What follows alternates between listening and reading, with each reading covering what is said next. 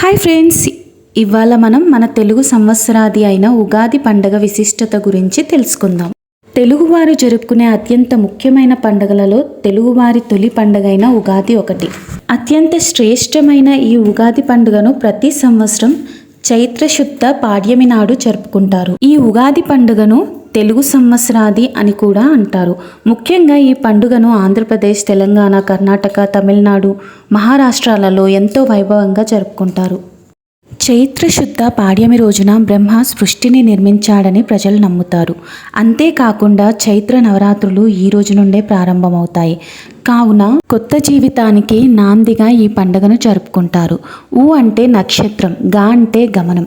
నక్షత్ర గమనాన్ని లెక్కించడం ప్రారంభించిన రోజున ఉగాది జరుపుకుంటాం.